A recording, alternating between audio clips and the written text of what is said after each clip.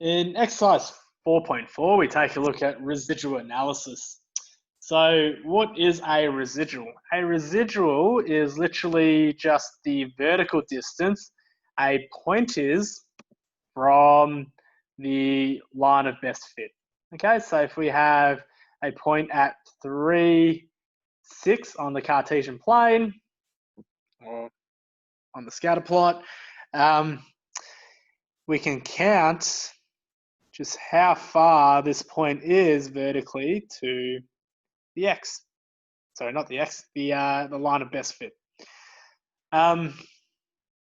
So here from 6 to roughly 3.75, we're about 2.25 away on the y scale. Okay, so that's literally what this first section talks about. And then that's exactly what this part's talking about. So another example here, okay, the residual of this point is sitting at 4. It's actually about 1 or 1.1 away from the line of best fit. Now, if it's above the line, this here is a positive 2.25 distance. So think like you're above average. If you're below the line, you are below the average. Okay, that's why this one here will be a negative 1.1 or 1. Here they've listed it as negative 1.1. So let's just highlight these points so we understand where they came from.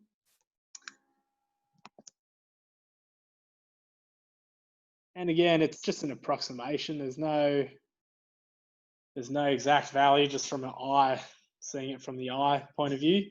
Obviously, when you get to the CAS calculator, you can start figuring out sort of the exact distance from the line.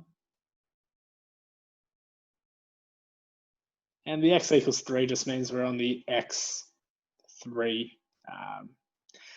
vertical channel.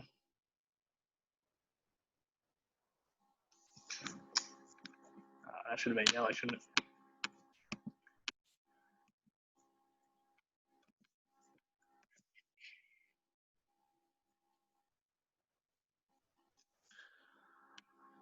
Right, so literally here's the formula. The residual value is always going to be the data value, take away the predicted value, which is where the line is.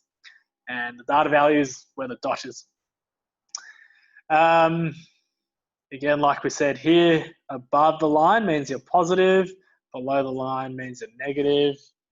So here we had below, negative, just like we had in the example up top. If you're above, you're positive. If you're on the line, you are on 0. So there's a couple of things you need to know. You need the line of best fit to know where your residuals for each point is going to be, or the value of the residuals for each point is going to be. Sometimes you might get the residuals in the scatter plot or in a table, depending on how you want to read it. It's easier in a scatter plot, a little bit harder to read in the table. And then, yeah, the further a data point is away from the line of best fit, the larger that value will be. So the example here that we have with height and age, if we're given this formula where we've got age in green again, height in yellow again. John is 12 years old and he's 142 centimeters tall. The residuals will tell us whether or not he is above or below average, based on average being this line that we're given, this formula that we're given. So if we use a line predictor, it shows that John at age 12 should only be 130 centimeters tall. But because he's 142 centimeters tall, he is 12 centimeters above the average or the predicted height. So basically, the residual is just the actual what you are, take away the predicted. So if you're above the residual, so if you're above the line of best fit, you're above average. If you're below the line of best fit, you're below average.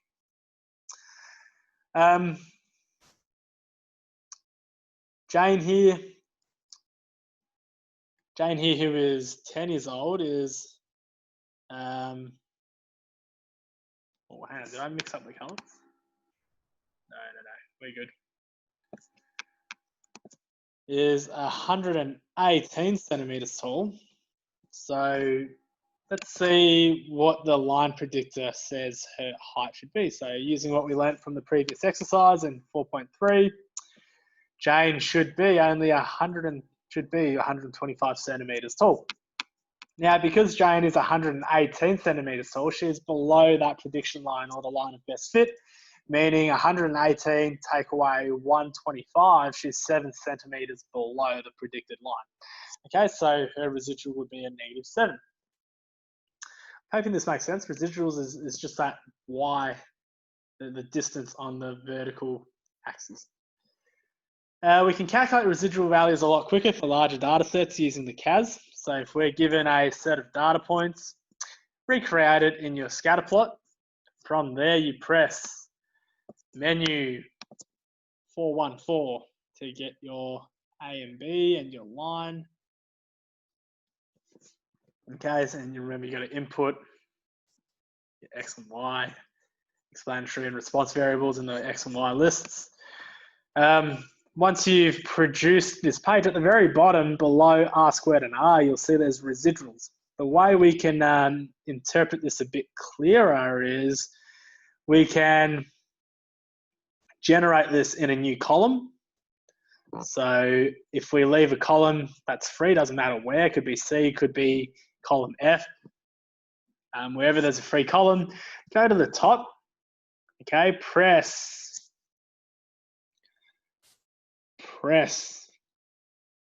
variable, and then link to stat resid.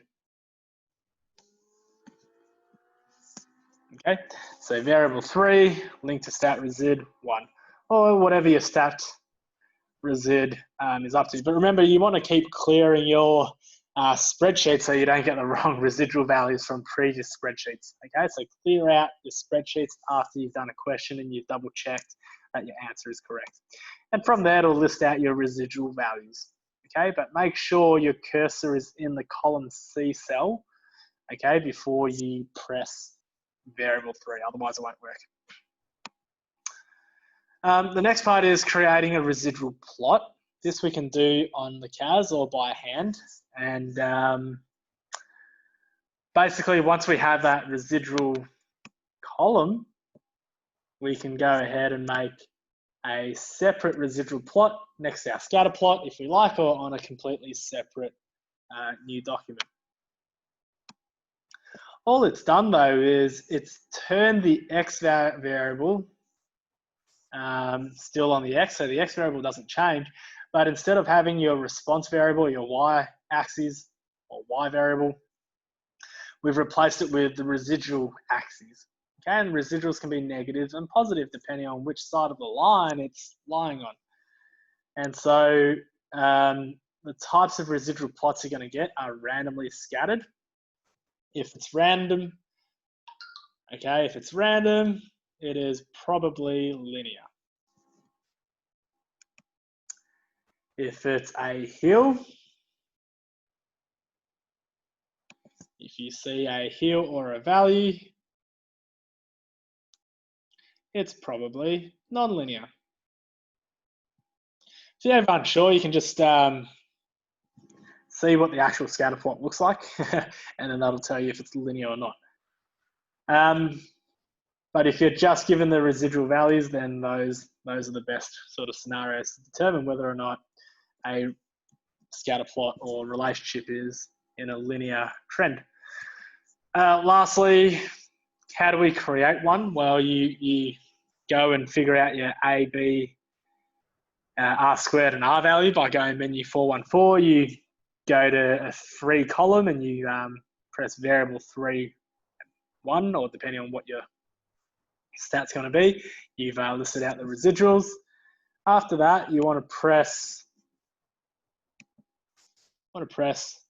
Control Doc to get a new document, select 5 data and statistics to get a new blank template out, and then you just drag your cursor, have X, and then on your Y-axis, it's really important that it's stat resid, which is what this C column or whatever free column you input it into should be.